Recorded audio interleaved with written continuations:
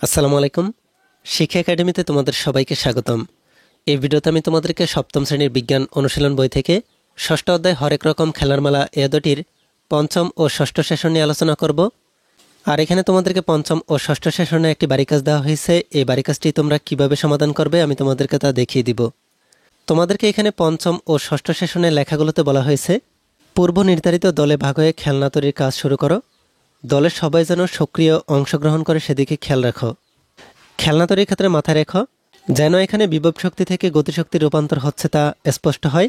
এই দুই ধরন ছাড়াও অন্য কোনো শক্তির রূপ যদি তোমাদের খেলনার মাধ্যমে দেখাতে চাও তাহলে দেখাতে পারো।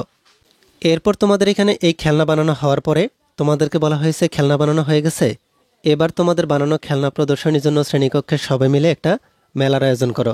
তাহলে তোমাদের বানানো খেলনাগুলো দিয়ে খেলনা প্রদর্শনীর জন্য শ্রেণীকক্ষে সবাই মিলে একটা মেলার আয়োজন করতে হবে।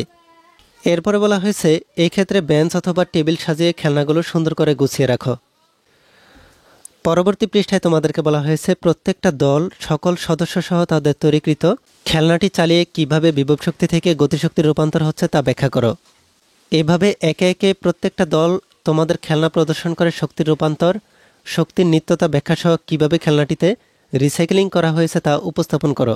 তাহলে তোমরা এখানে দেখতে পাচ্ছ তোমাদের প্রত্যেকটা দল তোমাদের খেলনা প্রদর্শন করতে হবে, আর এই প্রদর্শনে তোমাদের খেলনাগুলোর শক্তির রূপান্তর, শক্তির নিত্যতা ব্যাখ্যা সহ কীভাবে খেলনাটি রিসাইক্লিং করে তৈরি করা হয়েছে তা তোমাদেরকে উপস্থাপন করতে হবে।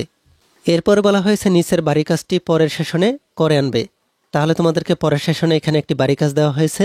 এই বাড়ি কাজটিতে তোমাদেরকে এখানে বলা হয়েছে নিচের ছবিতে কোন ক্ষেত্রে কিভাবে শক্তির রূপান্তর হচ্ছে তা তীর চিহ্নের পাশে লেখো।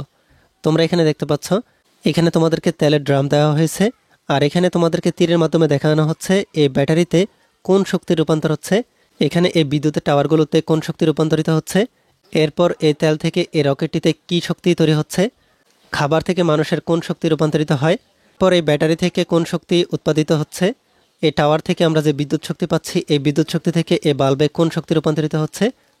আমি তোমাদেরকে এই বাড়ি কাজটির জন্য একটি নমুনাত্র দেখিয়ে দিচ্ছি। তোমরা আমার দেওয়া নমুনাটিকে দেখে এই তীর চিহ্নের পাশে শক্তির রূপান্তরগুলোকে লিখে রাখতে পারো। চলো আমরা নমুনাটিকে দেখে নিই। তার আগে তোমরা যারা এখনও আমাদের চ্যানেলটিকে সাবস্ক্রাইব করোনি তারা এখনই আমাদের চ্যানেলটিকে সাবস্ক্রাইব করে রাখো, আর যারা সাবস্ক্রাইব করেছো তাদেরকে অসংখ্য ধন্যবাদ। তোমরা এখানে নমুনাটিতে দেখতে পাচ্ছ এখানে তেল থেকে ব্যাটারিতে যে শক্তি রূপান্তরিত হচ্ছে এই শক্তিটি হচ্ছে রাসায়নিক শক্তি। এরপর এই তেল থেকে রকেটে যে শক্তি রূপান্তরিত হচ্ছে এই শক্তিটি হচ্ছে যান্ত্রিক শক্তি। তেল থেকে এখানে বিদ্যুতের টাওয়ারে যে শক্তি রূপান্তরিত হচ্ছে এই শক্তিটি হচ্ছে রাসায়নিক শক্তি। এরপর এখানে এই তেল থেকে গাড়িতে যে শক্তি রূপান্তরিত হচ্ছে এই শক্তিটি হচ্ছে যান্ত্রিক শক্তি।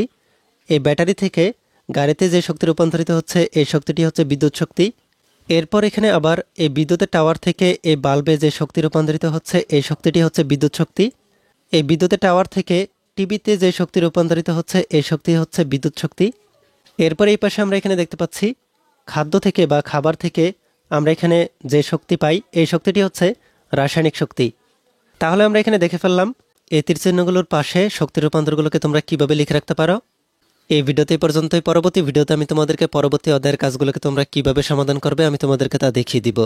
এই ভিডিওটি তোমাদের কাছে ভালো লাগলে ভিডিওতে কমেন্ট করে জানাতে পারো, আর পরবর্তী সকল ভিডিওগুলো পাওয়ার জন্য আমাদের এই চ্যানেলটিকে এখনই সাবস্ক্রাইব করে রাখো।